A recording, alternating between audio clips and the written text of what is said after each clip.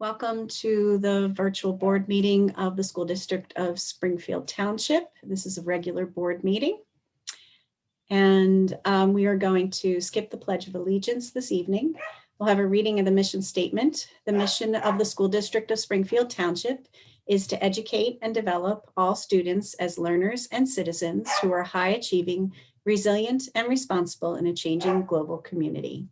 And roll call, please. Mr. Bedard. Here.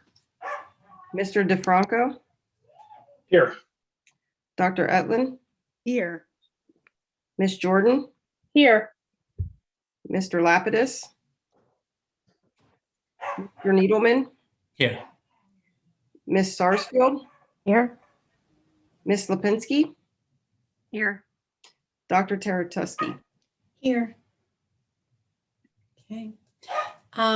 The announcements at this time, the board at its discretion may videotape all or any portion of the public board meeting subject to the limitations set forth in policy 006.2, broadcasting of meetings. Board meetings will be broadcast on Friday afternoon following the board meeting. At this time, we will take public comments on agenda items. And if you wish to speak, you may use the hand raise feature. And please share your name and where you live in the township. And I believe that the Q&A is also available.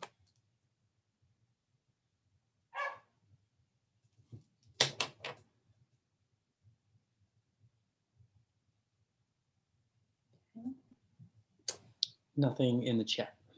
Okay, great. Okay, so at this time, we will move on to approval of minutes. January 5th, 2021 interim meeting board minutes K and January 19th, 2021 regular meeting board minutes L. Is there a motion? Motion. And a second? Second. Any comments or questions? Okay. Ms. Michaels? Mr. Bedard. Aye. Mr. DeFranco. Aye. Dr. Etlin. Aye. Ms. Jordan. Aye. Mr. Lapidus. Mr. Needleman. Aye. Ms. Sarsfield. Aye. Ms. Lipinski. Aye. And Dr. Taratusky. Aye. Approval of Treasurer's Report F. Is there a motion? Motion. And a second? Second. Any comments or questions? Okay, Ms. Michaels? Mr. Bedard. Aye. Mr. DeFranco. Aye. Dr. Etlin. Aye. Ms. Jordan. Aye. Mr. Lapidus. Mr. Needleman. Aye. Ms. Sarsfield. Aye. Ms. Lipinski. Aye. And Dr. Taratusky. Aye. Reports and information. The EEHSP and STSHSP. Chris Casaban. Hi, good evening. In the wake of the disturbing actions that transpired during a Black History event sponsored by the Multicultural Parent Association 2 weeks ago, the MPA partnered with the EEHSP in an effort to collect donations to purchase anti-racist books for our elementary school libraries. We're thrilled to report the elementary, middle, and high school community, as well as our surrounding community and people outside of our school district as far as Florida, came together and donated over $6,500. We are so moved by the outpouring of support. The next MPA meeting is scheduled for March 25th. The next EEHSP meeting will be the end of April, and that date is to be announced. The next secondary HSP meeting is tomorrow night, Wednesday, February 17th at 7 p.m. The secondary community is invited. The middle and high school principals and Dr. Yannicone will share updates, and the 8th grade committee will review a timeline of deliverables for parents. The link to tomorrow's Zoom meeting was included in last week's middle and high school weekly e-blasts, and we hope that the secondary community attends the meeting. Thank you so much, and this concludes our report. Thanks, Chris. We appreciate that. And that's such an amazing donation. We're really proud of our community and beyond. Thank So you are we. much. So thank you so much for the opportunity. Yep. Okay, administrative report, Dr. Yannicone. Okay, thank you so much. Good evening. Tonight, it is my pleasure to introduce our new student representative to the school board, Ms. Madison Dunlop. Maddie is currently a junior at the high school, and she began her schooling in Springfield in kindergarten. Maddie is super involved in our schools and community, and this position is a perfect fit for her as a result. In addition to being a strong student in honors and advanced placement classes, Maddie is enrolled in a VHS course and an internship with the Nexus School, which serves children on the autism spectrum. There, she is studying speech pathology and has the opportunity to work with students on sign language and assistive technology. Maddie also sings in the choir, performs in the plays and musicals, is a member of the service club, and is involved in student council. She is also a Spartan cheerleader and a member of the unified track and field team. In her spare time, Maddie babysits and works at a fitness center. I don't know how she has spare time. Maddie will attend the business meeting each month, and she will represent the student body. She is a non-voting member, but ready and willing to provide a student perspective on all matters. And again, I'm very pleased that Maddie has volunteered to take on this duty for the next year. In addition to our student representative, we are also beginning a superintendent's advisory council. The advisory councils have been established at the middle and high schools. Student representatives will meet monthly with Dr. Damian Johnston, our assistant superintendent, and me, so that we can learn directly about the student experience in our schools and tap their wisdom when working on matters related to student life, curriculum, and even facilities and transportation. Next year, we'll add meetings with our elementary school students as well. I'd like to congratulate our girls swim team for winning the Suburban One League Freedom Division Championship at North Penn last week. The girls cleaned up in relays, winning the 200 medley, 200 free, and 400 free relays. We also had medalists in multiple individual events. Our boys team placed fourth in championships as well, winning the 200 medley relay and medaling in several individual events. We'll find out Friday who will qualify for district championships. As Chris Casabon mentioned 2 weeks ago, our community was victimized during an MPA-sponsored STEM night event attended by our children from Enfield and Erdenheim. Chief Pitko and his detectives are working through Zoom to determine the IP addresses of everyone who entered the room to determine the source of the disruption, whether local or beyond. Currently, their belief is that our experience mirrors that of many other school districts, colleges, and businesses, and that the source of these horrible incidents are large groups in the country and the world intent on spreading hate. Commissioner Graham is also organizing an educational session with a representative from the Anti-Defamation League for school leaders in the region, focused on the safety measures we can take to ensure our equity work continues. Many thanks to the EEHSP, who began a book drive to provide additional resources for diversity, equity, and inclusion in our libraries that has yielded over $6,500. In addition, the MPA has over 130 new members who have joined their Facebook page. As a district, the response from the community speaks to our collective commitment to anti-racist and inclusive practices. And on that note, next week, we'll have our next Equitable Practices Committee. The meeting will be held virtually on Wednesday, February 24th at 6:30 p.m.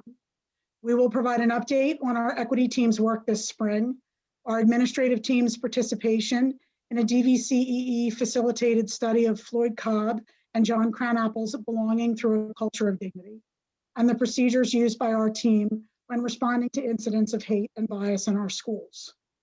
Dr. Davis will also present on the socioeconomic challenges of the pandemic and our efforts to support families in need. And finally, our principals will share their experiences facilitating focus groups with students around sense of belonging, as well as provide a snapshot of each building's celebration of Black History Month.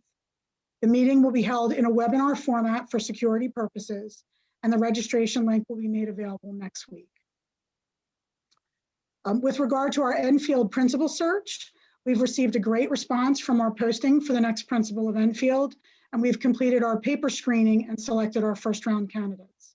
The administrative team will hold first round interviews this Friday, and we will expand the interview team as we move forward into the second round. In-person schooling is certainly on many people's minds. On Thursday afternoon, I sent a notice to our district staff that the administrative team is planning for an expansion of in-person access for students for the week following spring break. This decision is based upon all available guidance from the CDC, the PA Department of Health, and the Montgomery County Office of Public Health, as well as current research regarding the best practices for safely operating our schools from the Mayo Clinic, the Schools of Public Health at Harvard, and Brown universities. We recognize that there is a debate and a lack of consensus on the part of the community on whether to expand access sooner, remain in hybrid through the school year, or switch to all virtual at this time. Our team has been guided by a careful review of all available data and the unique circumstances of our school district. Our faculty and staff, including the STEA and STESPA, have been very supportive of our students, and our families have been patient and understanding overall. The research and guidance is clear that schools are best able to maintain health and safety in a hybrid model while the community is experiencing a substantial rate of transmission in order to maintain social distance and minimize the risk of infection spread. Our community has experienced very low rates of infection in our schools, due in large part to our mitigation strategies, including being in hybrid, the cooperation of our parents and students, and the diligence of our staff. The recommendation to expand access in April is based upon the understanding that by that time, our community and county will be experiencing a reduced rate of transmission. The weather will allow students the opportunity to take mask breaks and to be outside more frequently. And hopefully our staff in the highest risk category will have had the chance to be vaccinated should they choose to do so. This week, our health team is meeting with district staff across the 4 buildings, and next week we are meeting with our bus drivers. Our facilities department is planning to return furniture currently stored in the old Enfield building to Erdenheim, the middle school and the high school over spring break using a moving company. It's a lot of furniture. Furniture and storage at the new Enfield building will be brought out into the classrooms by the end of March as well. Next week, we'll send a survey to all families describing the plan for expanded access to in-person instruction and ask families to review their options and commit to 4 days of either virtual or in-person schooling from April through June. Our Spartan Spotlight tonight is the Delaware Valley Consortium for Equity and Excellence Student Leadership Conference, attended by students from our middle and high schools last month. Mr. Pierre LaRocca has prepared tonight's spotlight for you, and I'll turn the program over to him. Thank you and good evening, everyone. Each year, the DVCEE offers to the 38 school districts that are part of the consortium a Student Leadership Institute. This provides our students with an opportunity to attend different workshops and interact with students from other schools. This year's theme was Breaking Through for the middle school and Rise Above for the high school. At this time, I'd like to show a video from the middle school about their experiences at this conference.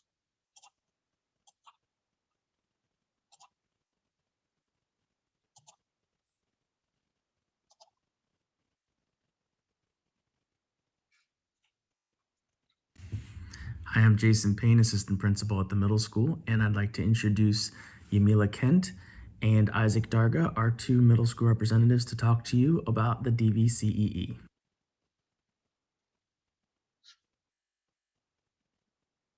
Hi, my name is Yamila Kent, and I am the World Cultures, Spanish language teacher, and multicultural student mentor at the middle school. This year, I attended the virtual DVCEE conference with my students, and it was a wonderful experience. This conference was motivational to everyone who attended, students and teachers. They tastefully addressed matters of race, prejudice, and inequity that affect us all and how we can break through these barriers. The presenters were down to earth, funny, and interacted with everyone in the Zoom room. From my debrief with the students who attended the conference, I could sense that it was an empowering experience for them.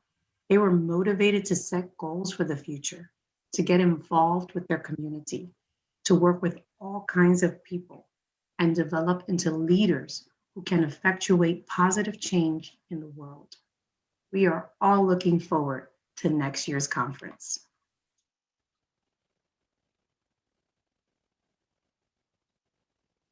Hi, my name is Isaac Darga, and when I was thinking about going to the DVCE conference, I thought it was going to be a boring school lesson about life lessons and kindness, but it was really about persevering and breaking through. And I learned that with real life stories, which really helped me understand it more, and I will definitely want to go again.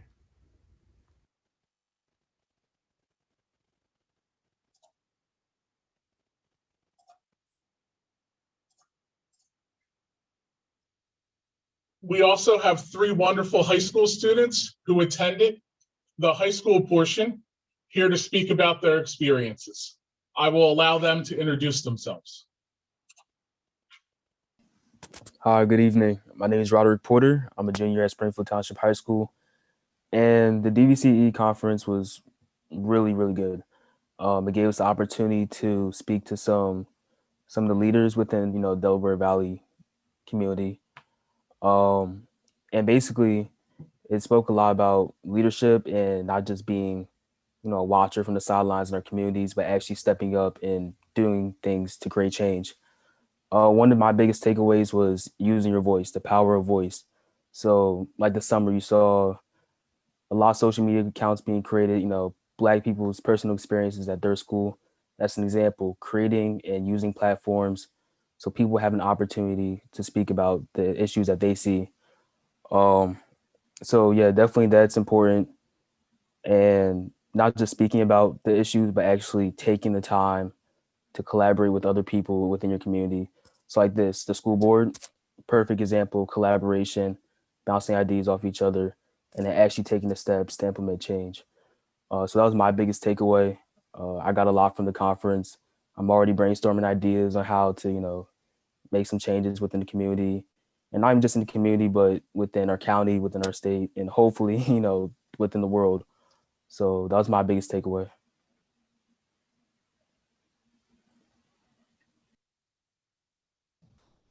Hi, my name is Maya Robinson, and I'm a sophomore here at Springfield. I attended the DVCE conference last month with my classmates, and in doing so, we learned a multitude of different methods that we can use as we grow as leaders and wish to seek change in this world. At this conference, we were told that we would have to be prepared to be uncomfortable. And personally, as someone who has so much to say but hates speaking to large crowds, I need to learn how to be okay with speaking to others and being uncomfortable so I can be able to successfully voice my ideas, my thoughts, and my methods to make changes in this world. We were also told to be prepared for the hate.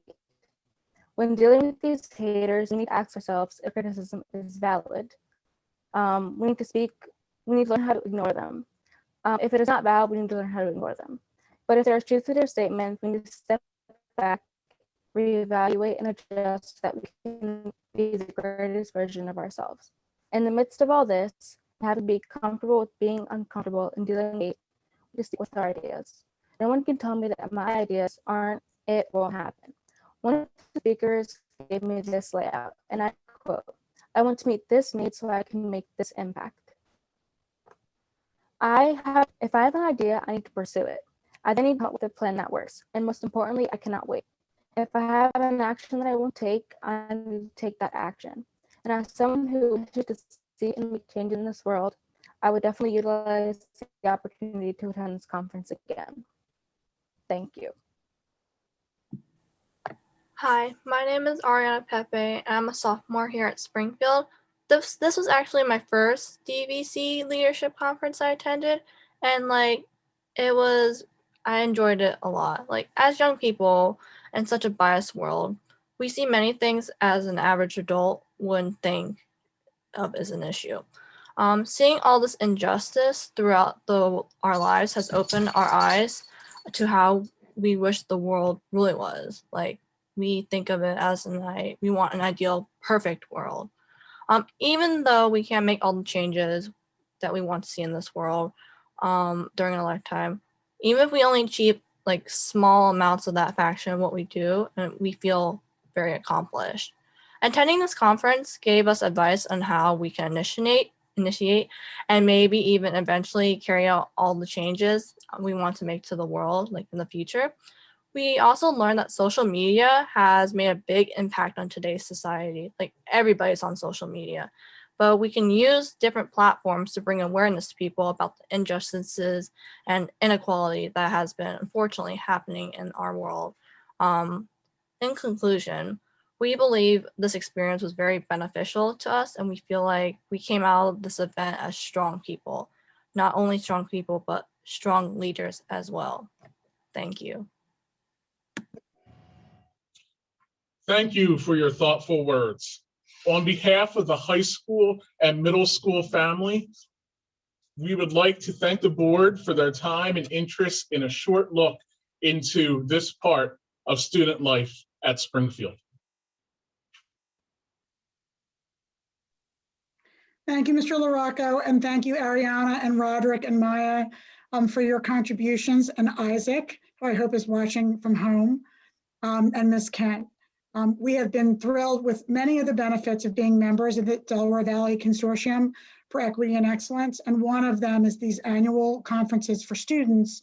They're typically held in the fall, and late fall, in late November, early December, but there was a delay this year. And it was held just last month as a result of the upheaval around the pandemic. But we were thrilled that Mr. LaRocco and Mr. Payne were able to take a group to the conference, and that the students had such a positive experience. The last item I have for you in the administrative report is Jamie Doyle and Carly Kiesling are here from PFM. They serve as the district's independent financial advisors. And we have a board motion in front of you, and they are with us tonight to share the results of the competitive dual track refunding process that was authorized last month. So Jamie and Carly, I'll turn it over to you. Good evening. It's a pleasure to be here with you this evening. Hopefully you all either have a hard copy of my report, or I'd be happy to screen share if you prefer.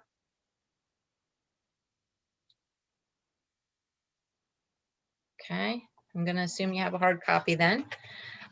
We come bearing great news. If you look at page number 1 of my handout, the lower right-hand corner, long-term fixed interest rates continue to hover near all-time lows, which were great for the opportunity to refinance that you authorized last month. If you look at page number 2, you'll see a summary of the 6 different banks that responded to the first part of the dual track process, which was a competitive bank loan RFP. And you can see that the best bank loan proposal came from TD Bank. They bid a fixed rate of 1.082% fixed through maturity, and bank fees of $4,000. And in column 9, most importantly, prepayment at any time with no penalty. That's very important to preserve your flexibility going forward. And no other terms or conditions other than what we set forth and outlined in the RFP itself. So that was great news.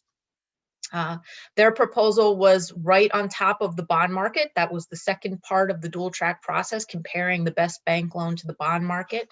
And they were right on top of it. So that was good news as well, because we can bring this to you this evening. And based on your consideration of the resolution in a little bit, you'll be able to lock this interest rate and these savings in tonight. So the most important page is page 3, the savings themselves based on the TD Bank proposal. You can see in column 4, total $533,206 to the district. That's about $200,000 more than what I had shared with you last month when you authorized us to proceed. So again, fantastic results. Very, very, very pleased with the process and the results. If you start at the top of column 4 and work your way downward, you'll see that the way you'll recognize these net savings is roughly $96,000 in the current fiscal year, meaning that money's sitting in your general fund right now, and when the bill comes in the spring, it'll be for $96,000 less than what it otherwise would have been and what you budgeted for. And then in the upcoming budget year, savings will be rounding up slightly about $152,000. And then I'll call it $40,000 a year on average for each of the remaining years, with the exception of the final year where the net savings will be about $6,000. So excellent results, and very pleased. To go quickly through the remainder of the pages, because many of these are identical to what we shared with you in January, as far as what portions of the 2012, 2012A, and 2013 bonds we're refunding.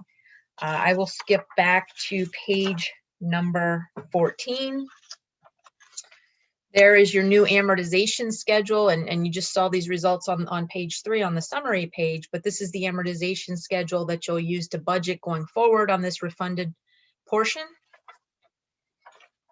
Page number 15 is the sources and uses of funds, and most importantly there in the middle of the page, if you accept the winning TD Bank proposal this evening, settlement would be scheduled for March 23rd, and the yield of the issue, the 1.082% that TD proposed, that's the rate we'll report to the IRS, and that's the rate you would effectively be refinancing this portion of your debt portfolio. On page 16, this is what your revised debt portfolio would look like, assuming the TD Bank proposal is accepted this evening.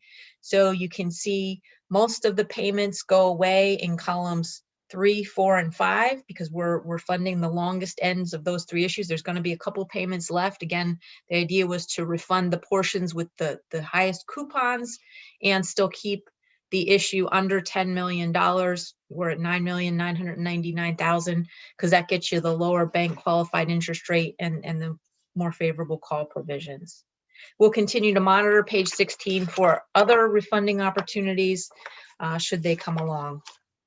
Page 17 is just a summary of the highlights, most of which I hit already.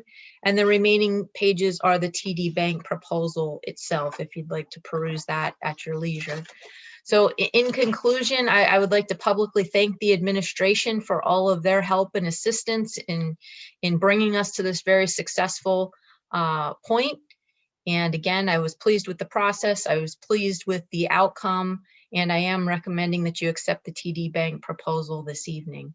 I'm happy to answer any questions that you have on my report that we just went over, or if you have any questions on the resolution that was prepared by your bond counsel, Fox Rothschild, to accept the winning TD Bank proposal.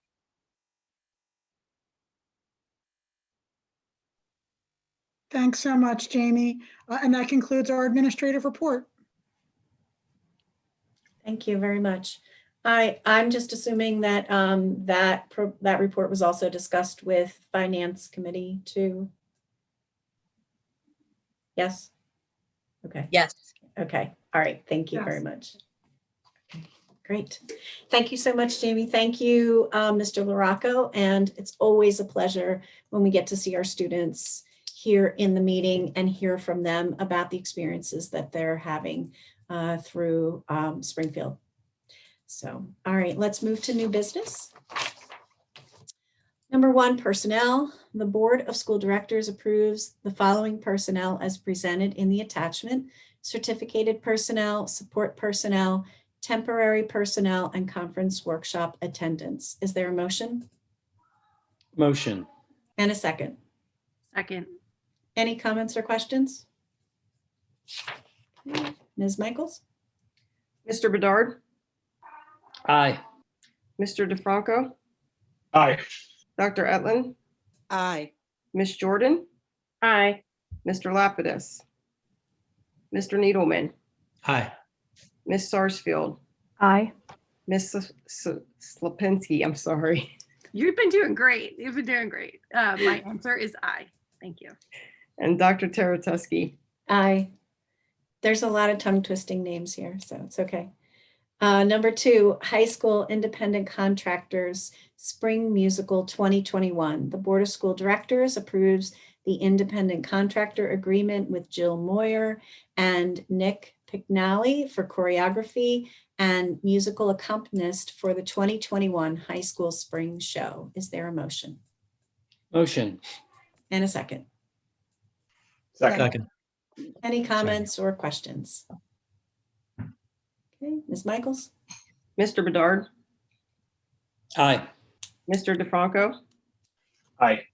Dr. Etlin, Aye. Ms. Jordan, Aye. Mr. Lapidus, Mr. Needleman, Aye. Ms. Sarsfield, Aye. Ms. Lipinski, Aye. Dr. Taratusky. Aye. Number 3, annual designation of depositories. A, the Board of School Directors approves the following depositories for the 2020-2021 school year. Pennsylvania Local Government Investment Trust, PLGIT, Pennsylvania School District Liquid Asset Fund, PSDLAF, Wells Fargo, PNC Bank, TD Bank, Santander. And B, the Board of School Directors approves the PSDLAF settler attestation to authorize the transition of cash management and investment advisory services from RBC Wealth Management to PMA Financial Network, LLC. Is there a motion? Motion. And a second. Second. Any comments or questions? Okay. Ms. Michaels? Mr. Bedard, Aye. Mr. DeFranco, Aye. Dr. Etlin, Aye. Ms. Jordan, Aye.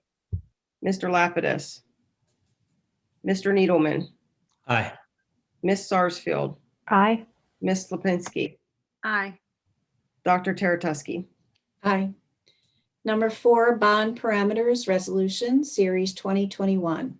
The Board of School Directors approves a resolution authorizing the issuance of a general obligation note in the amount of up to $9,999,000 for the purposes of current refunding of a portion of the school district's outstanding general obligation bonds, series of 2012, series of 2012A, and series of 2013, and paying the costs and expenses of issuance of the note, and to approve the proposal of TD Bank N.A. dated February 9th, 2021, to purchase the note in accordance with its commitment to purchase the note. Is there a motion?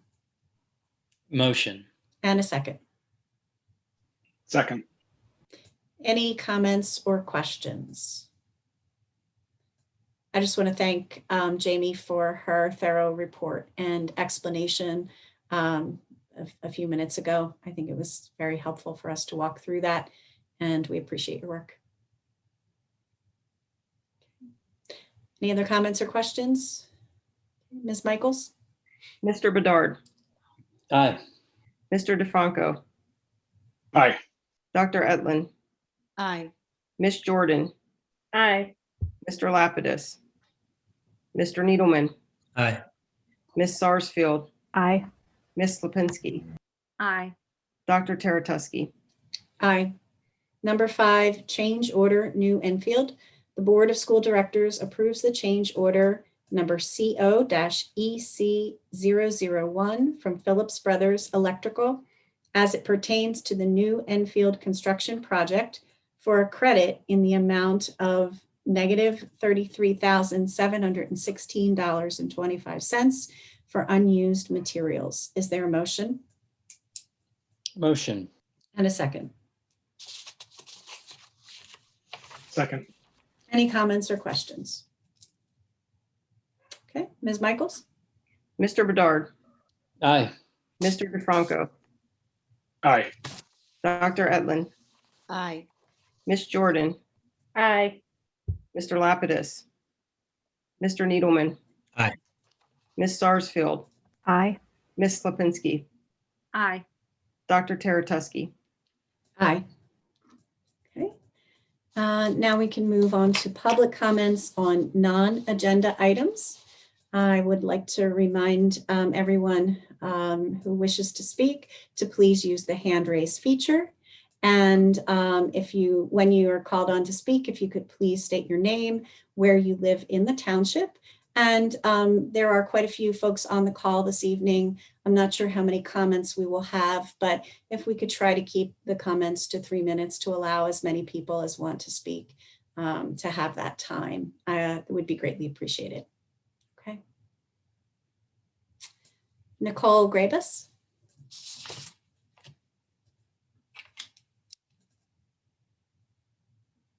You can unmute.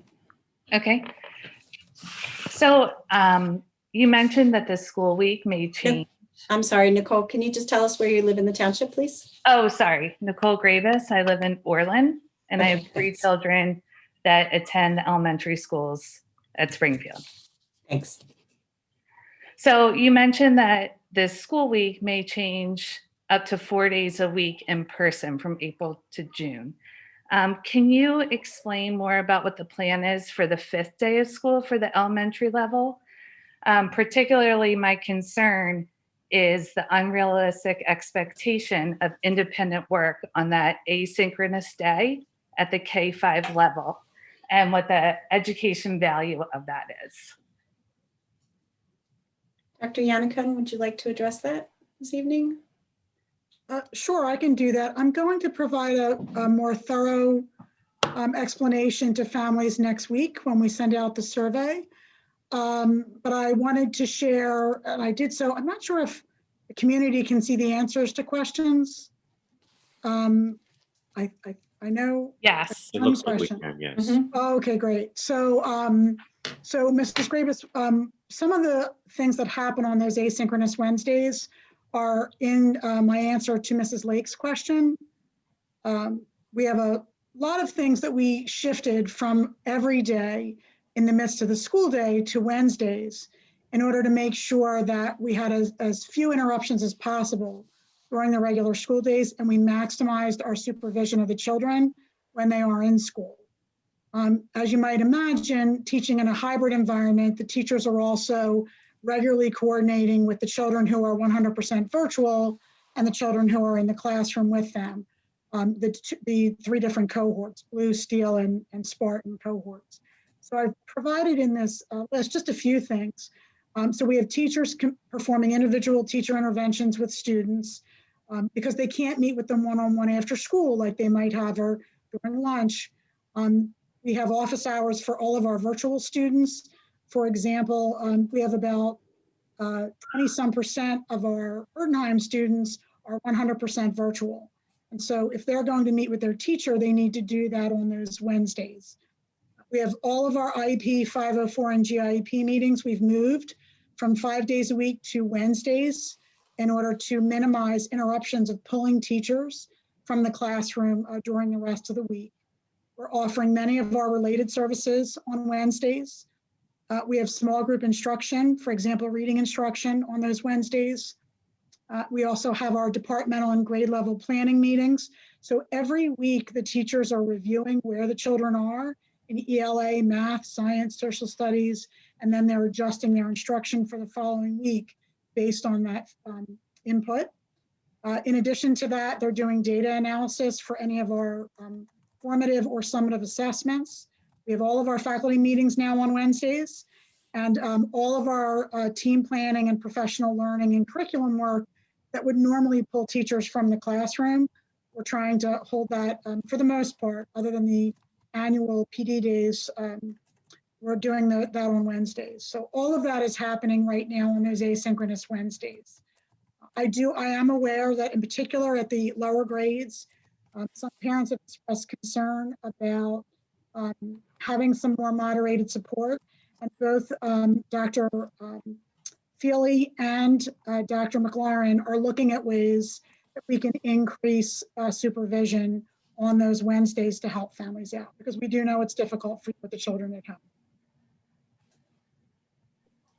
Thank you, Dr. Yannicka. And if you don't mind, if I just say one more thing, I do appreciate how hard the teachers are working because they I see it through the Zoom all day, how hard they're working and what they're up against. But I do feel like the parents of the elementary school kids do need a little more direct instruction on Wednesdays, if that's possible.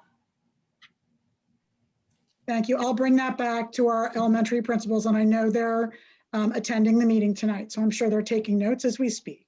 Thank you. Thanks.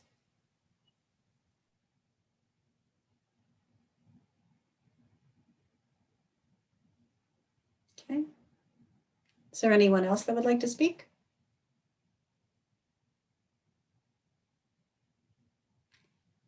Kate Dunchesky?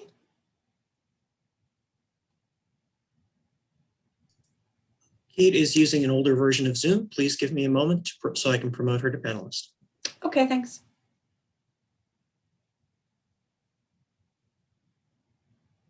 Can you hear me now? Yes, Kate, thanks. Could you just share where you live in the township, please? Yes, I'm from Orland, Pennsylvania. I have 3 children in the district.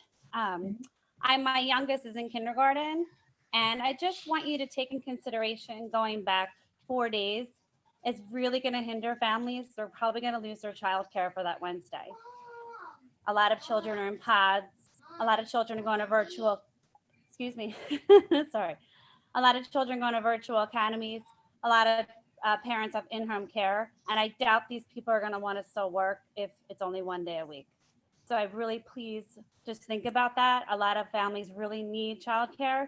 And if you go to 4 days, which we all want 5 days, but if you go to 4, we're going to lose that childcare for that 4th day, that Wednesday. So just please keep that in mind. Thank you. Thanks, Kate.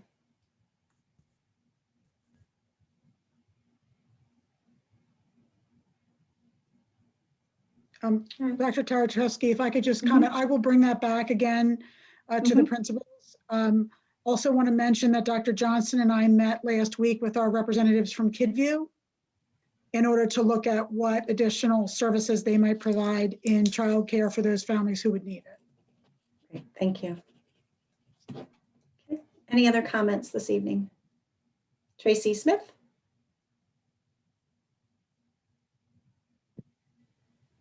Hi, good evening. Could you hear me? Yes, we can. Thanks, Tracy. Tracy Smith calling. I'm from Flowertown. Thanks for having me speak tonight. I just wanted to reach out and just ask if maybe moving forward we could look at a little different, an easier way to navigate through the school board meeting agendas and meetings. You know, from a parent perspective, you're seeing one section of the meeting dates, which are not in sequential order. So you kind of have to fish through them. And then the agendas are in a different spot. And then a lot of times when you click on the agendas, sometimes previous meetings agendas are coming up along with it because it's so many attachments. I'm not an IT person. So, you know, I know that it's often very hard to kind of navigate through when these meetings are and kind of the agendas that go along with that particular meeting and the way that they're coded. So if we could look at that. Which kind of leads me to the next point where I thought that the calendar was being voted on this evening, not the interim meeting. And I just think, you know, I know it's already been approved last week, or the last one, I should say, that moving forward, if maybe we could kind of get some parental feedback. I'm not sure how you are bound, you know, with the contract, with the teacher's contract and toward the gate dates that you're off and the dates you return. But I think getting out June 17th is a really, really, really difficult thing. Not many school districts, and I am a public school teacher in a surrounding school district, go back after Labor Day, have a week at Thanksgiving, a week at spring break, 4 days at President's Day. You know, it's a lot of time off, and I think we go back so late and we get out really late. So I think moving forward, if maybe we could have some community input, if that's allowable with the contract, in terms of seeing what we could do. I was hoping this year with Labor Day being so late, and then I know the holiday is on Tuesday as well, you know, we're starting school really, really late. So I think kind of moving forward, it might be something to kind of consider if we can. Again, I'm not sure what the teachers' contracts, but in terms of start date and trying to get that end date out from, I mean, June 17th is really, really late.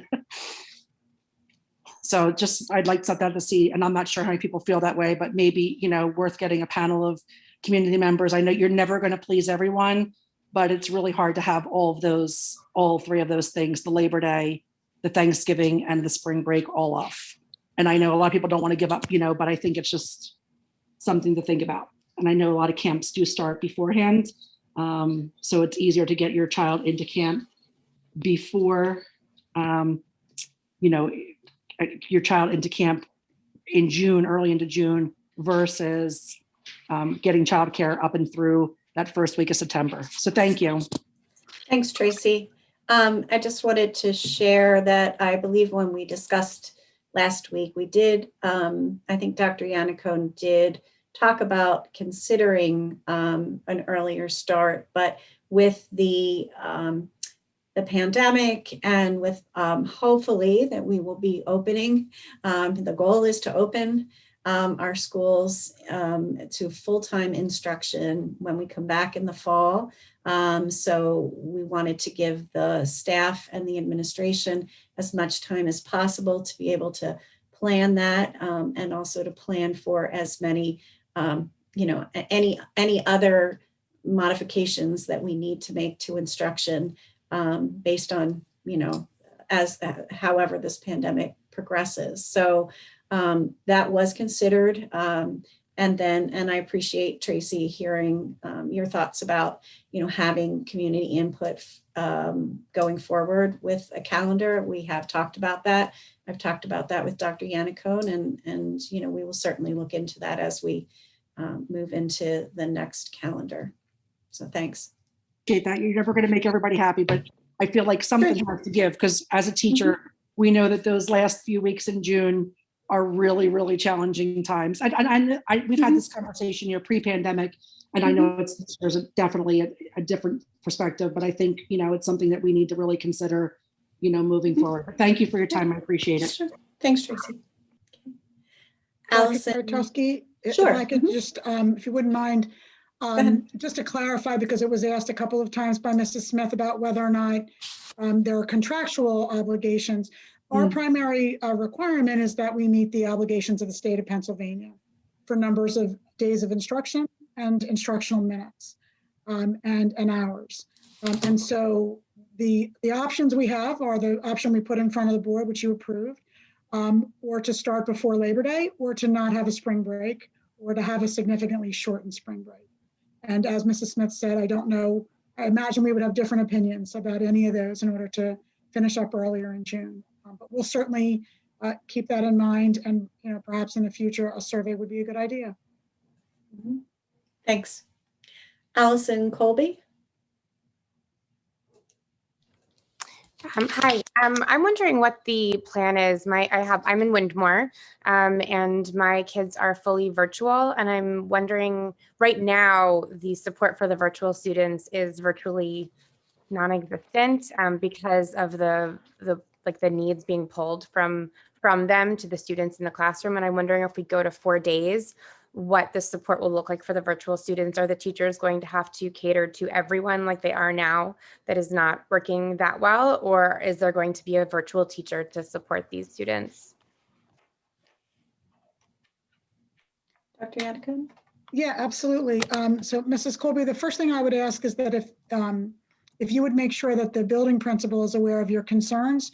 All of our teachers are expected at this time to be teaching in hybrid, both the virtual and the hybrid students concurrently, so that your children should be receiving the same educational lessons and interventions as every other child. With regard to April, May, and June, we believe that because the children have a relationship with their current teacher, we should not shift to a virtual only and in-person only model, changing the teachers of the children in April. But going into next year, and I hate to say it, but if it is required that some families feel the need to continue to have their children fully at home and virtual in September, over the summer we will absolutely split so that children who are staying virtual in the fall will have one teacher, and children who are coming into the classroom will have different teachers. So we'll do that for September, but for the remainder of this year, we're going to try to maintain the relationships we have between children and their teachers. Really is that our teachers are doing a fantastic job, like I have said. And then there is, I mean, I have a kindergarten student and a third grader, and the third grader is doing fine. The kindergartner is really falling behind on benchmarks, but the teacher, as amazing as she is, has to cater to a child having a meltdown in the class and not to my child who is falling behind. And so the whole afternoon when the teacher is focusing on the students in the classroom, my children I feel like are getting less, and they're sitting on Seesaw and Google Classroom all afternoon while the other students, and of course I respect everybody makes their own decisions. There are health problems in my family that make me unwilling until the teachers and my family are vaccinated to go back to school, but it feels like I lose no matter what I do, essentially. I'm sorry to hear that, Mrs. Colby, and I know Dr. Feely, she's been texting me. I absolutely believe that if you and she can have a conversation, she is looking at allocating resources differently moving into the third trimester where possible in order to maximize those supports. We're also going to be reviewing at the end of this trimester the data on our formative and summative assessments to determine where our students are along their learning goals for the year and what needs to be accomplished in that last trimester in order to have children ready for the next grade level in September. I hope that answers a few of the questions that I see in the Q&A. Thanks, Mrs. Colby. I appreciate your comments. Marcy Landsman. Hi, I'm Marcy, and Marcy Landsman. I live in Erdenheim, PA, and I wanted to I've received an email from another parent that asked me to fill out a survey about what I want to happen to the school district in terms of hybrid versus 4-day versus getting rid of Wednesday. And I was a little disturbed by that because it said it was by independent parents who were not named. And I find that I just wanted to make sure that anything that will be decided will come from the school or the school board, and that these questionnaires that are circulating by parents who may have an agenda, and I'm not saying that I didn't actually probably supported their agenda based on how the questionnaire was worded, but I don't feel comfortable filling it out. So I didn't fill it out. But so my reason for stating this is I think I would like assurance, I guess, from just the school board and the district that any decisions are made based on your surveys and not surveys that potentially parents who are unnamed are coming up with and circulating via email. If that makes sense. And I don't know how often it happens. I'm not sure. It just made me very unsettled, if that makes any sense.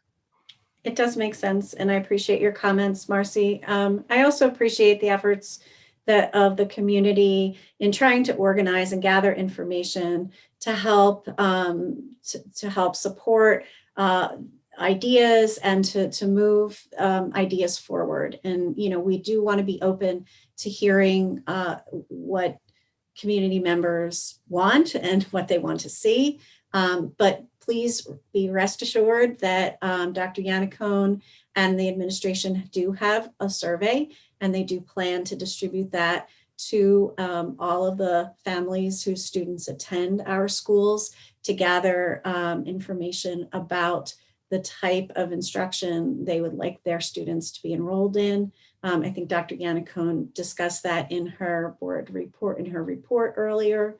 And so we will be using that information as well as all of the other reports that were mentioned to determine what the best options are and what is able to serve the majority of our community at this point. I think many folks have said this, we're not going to please everyone. This is a very difficult time. People are making choices based on the needs of their family and the needs of their children. And so the best that we can do is offer a program in school that's informed by research and best practice, and that meets the needs of as many of our community members as we can possibly reach at this point. So, Thank you. Dr. Yannicone, do you have any other comments about that? No, actually, I think you did a great job. Okay. Thank you, Marcy. Appreciate it. Okay. Shira Gilchrist.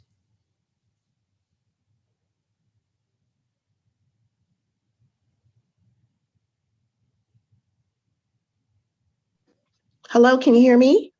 Yes, we can. Can you just Hi. let us know where you live in the township, please?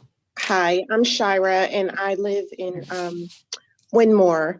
And my first comment is, as a working parent, it's a little difficult during parent-teacher conference time to actually leave your place of employment and attend a parent-teacher conference for about 20 minutes or so. With the Zoom parent-teacher conferences, the flexibility is nice. So I'm wondering if that is something, once things go back to normal, if that's something that we could maybe consider keeping or allowing parents the option to Zoom into a parent-teacher conference instead of actually having to take a full day or half a day of work, if that could be considered. Dr. Yannicone? Sure. Thanks so much. And I'm glad that you're finding the virtual conferences helpful. One of the things that the administrative team has been discussing this year are the good things that are coming out of our education through the pandemic. And I think accessibility of public meetings is one of them. I can't imagine, I certainly know in my 2.5 years in the district, we've never had 107 people at the high school for a board meeting. And so it's a good thing for community engagement for us to have a virtual option. We felt the same way about our parent-teacher meetings and certainly our conferences. And so I would hope that this, along with a number of other things, will carry over beyond the pandemic. Okay.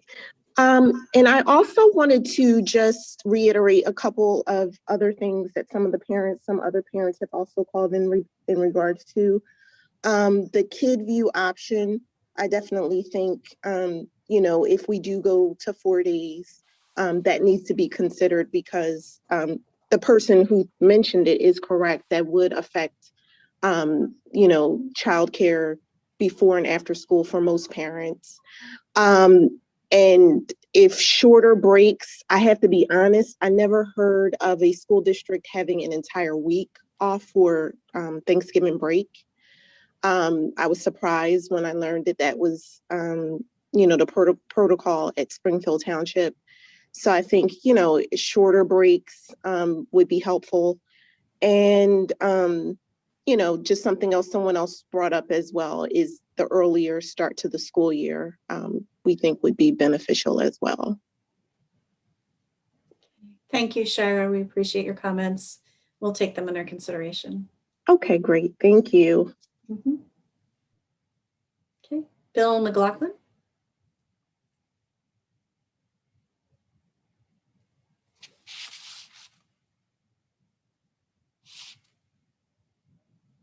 You can unmute, Bill. We can't hear you though. How about now?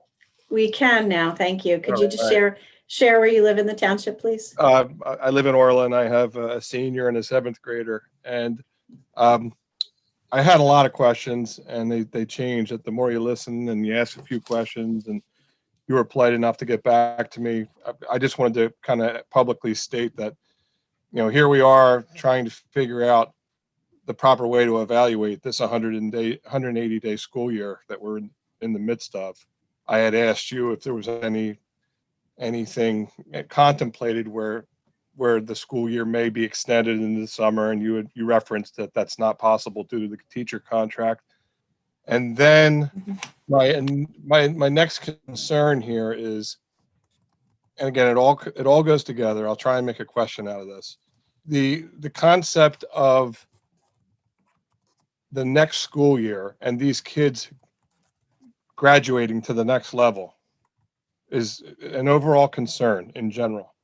Okay, so if that does happen, and assuming it does happen, my gut says that some extended amount of time next year is going to have to be built in, whether that means starting early, eliminating breaks, because there's going to be a whole lot more catch up for kids who are not at the level they need to be going, for example, going from 7th to 8th grade. I just feel like that needs to be prepared for now, and I don't know that I'm hearing that.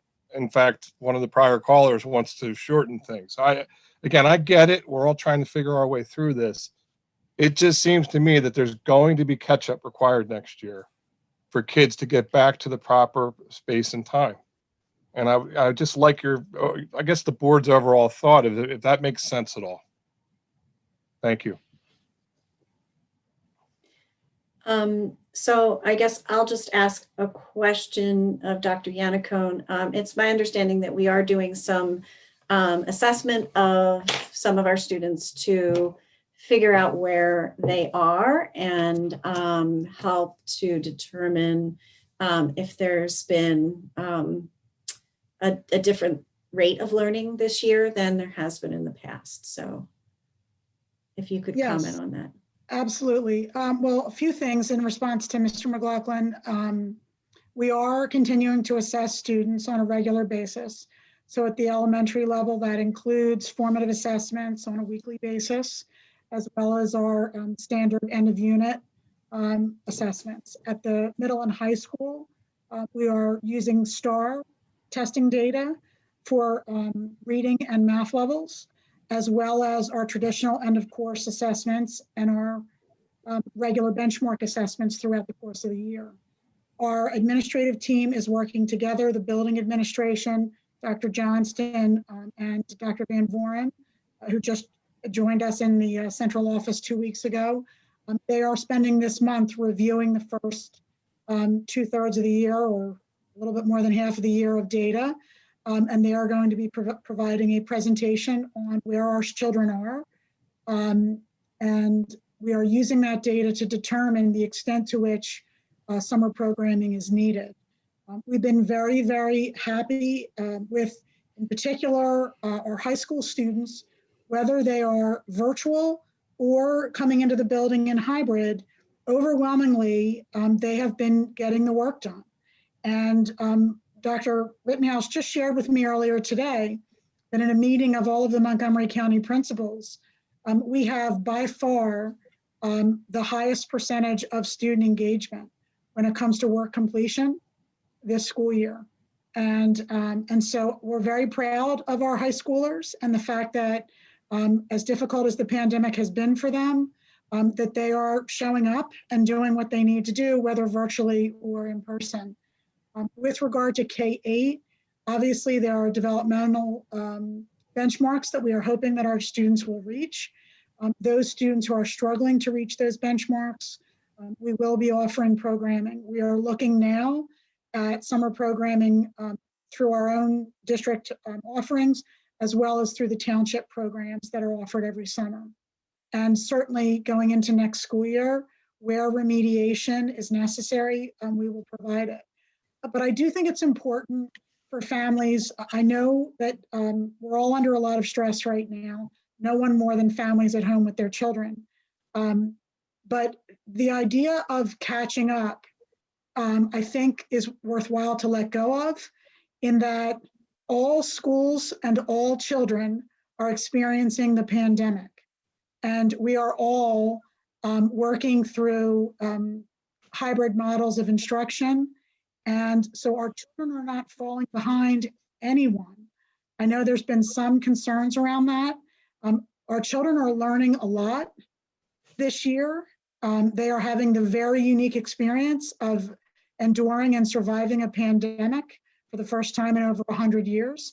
And there are many lessons to come out of that, many lessons. And I think it would be worthwhile for us to communicate to the children that they are working very hard, that they are learning a great deal, both in and outside of the classroom, and that we will make sure that they're prepared for the next level of schooling, and we'll adjust next year's schooling as necessary in order to make sure they continue to develop the skills and the content knowledge they need. So that's my answer for now. About a month from now, we'll have updated information K through 12 with regard to our students' progress based on more summative assessments. Thank you very much. Appreciate it.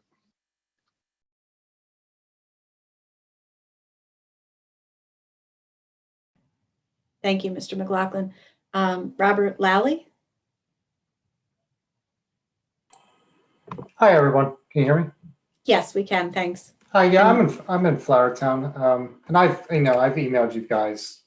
I think I email you guys articles, and I appreciate when you guys do give feedback. Dr. Yannick, you've been a breath of fresh air. I think you give a lot of insightful things, and I did have a very long statement written. I think it's good for me to vent that way, but you've answered some things around like the 4 days a week and things like that. But what I struggle with is like K through 2. We talk about it all the time. It's like they're the ones that are really kind of, I think, falling behind. I watch it every day. I'm home every day with them, and I see it.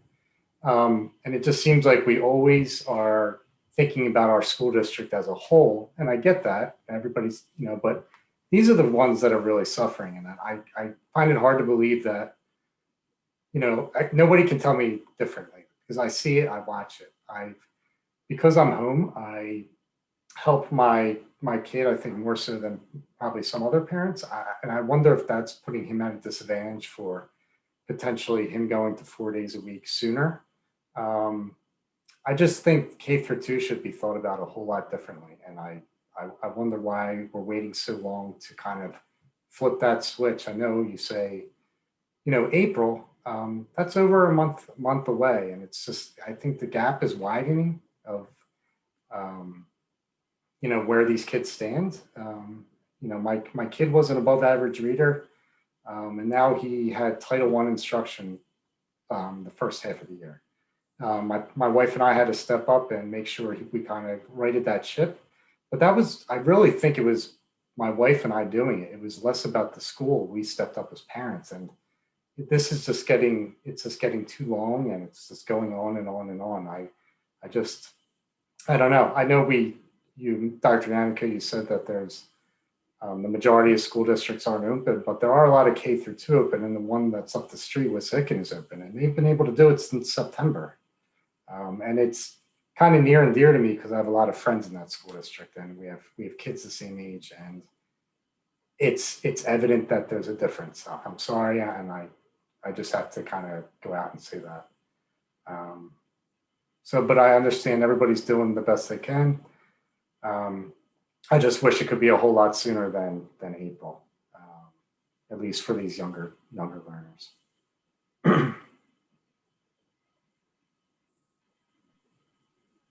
Dr. Taratuski, you're muted, but did you want me to answer that?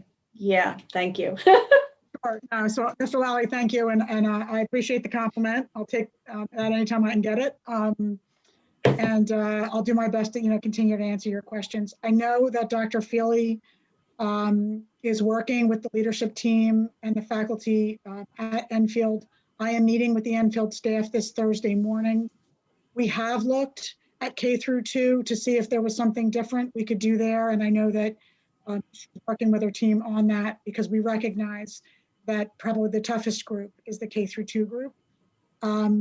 We have been urged by the Office of Public Health to hold on returning additional students to school because of the 2 variant strains that they anticipate arriving in force in our area in the next 10 days to 2 weeks.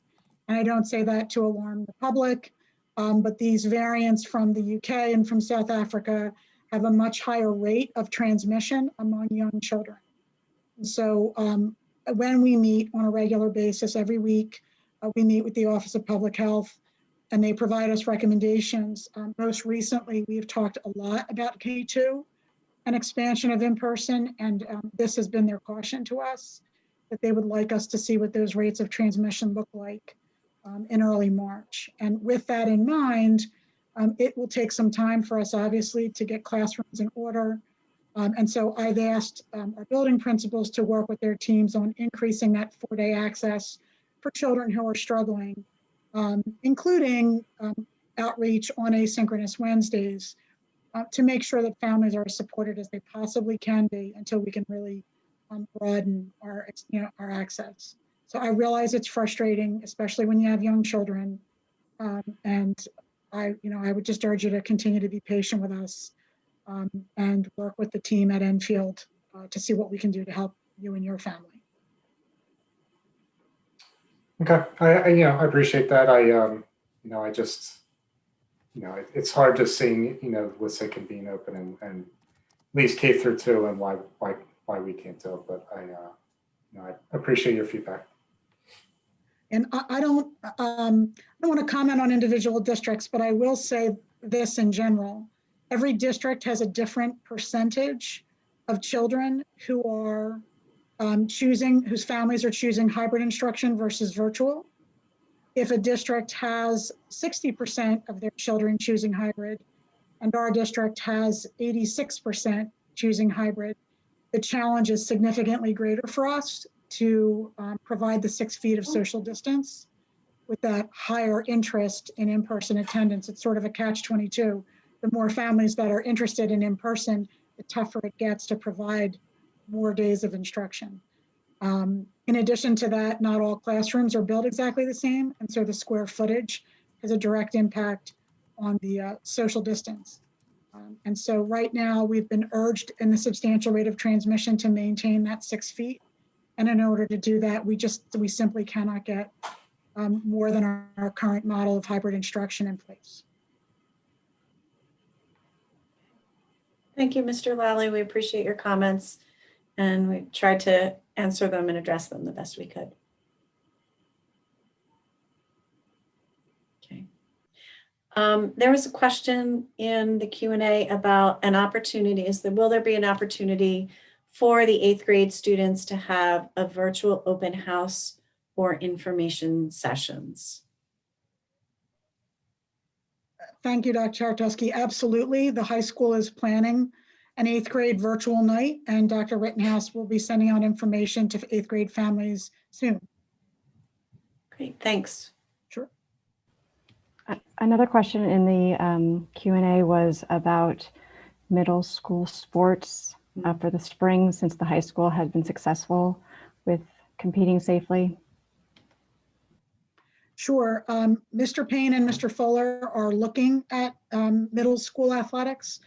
Right now, they're working with the Suburban 1 League. When we last spoke several weeks ago, the majority of the league, the overwhelming majority of the league, was not looking at moving beyond an intramural level at the middle school. I do understand that there are some of our families would very much like us to offer a competitive season this spring beyond intramurals. We are continuing to work with the Suburban 1 League and to look at guidance from the Office of Public Health on that. But right now, what's being planned is intramurals beginning in April for all students in multiple sports. So inter-squad, basically. Mm-hmm. Great, thanks. Are there any other comments at this time? Joanne Cawley.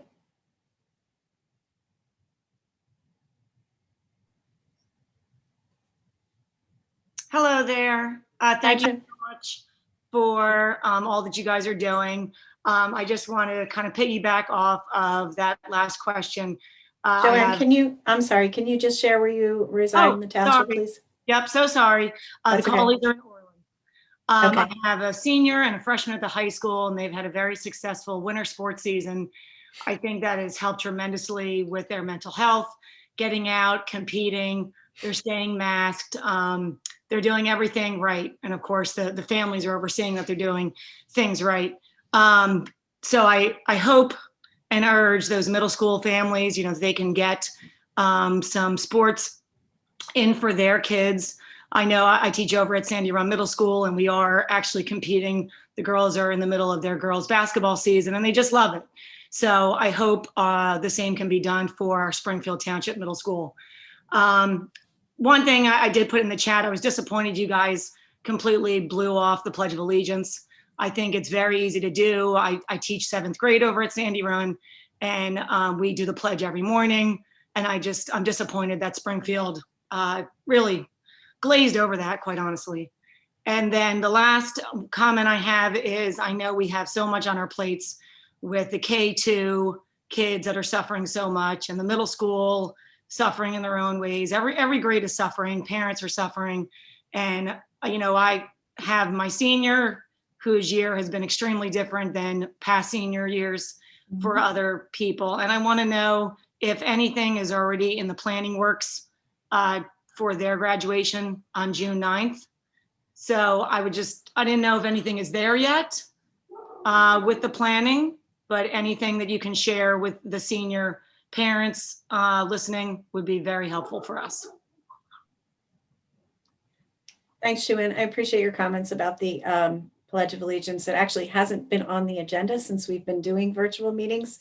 So I was a little surprised to see it on the agenda tonight, and we were not prepared to do that. So I apologize. We will discuss that and consider that for future meetings.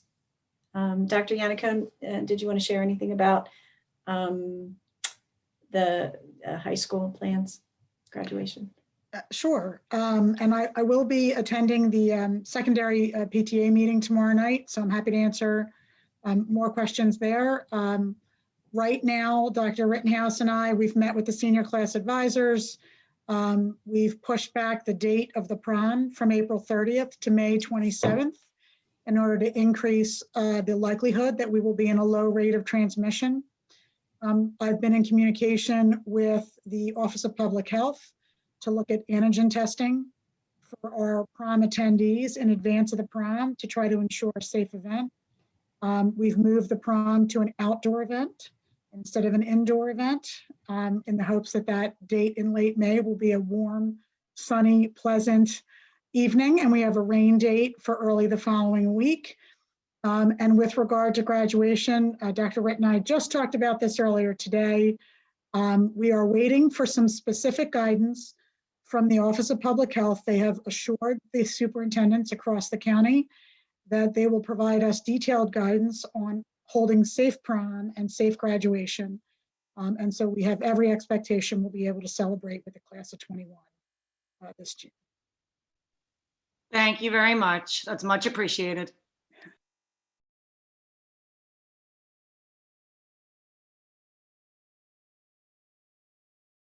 Thank you, Joanne. Appreciate that. Are there any other comments?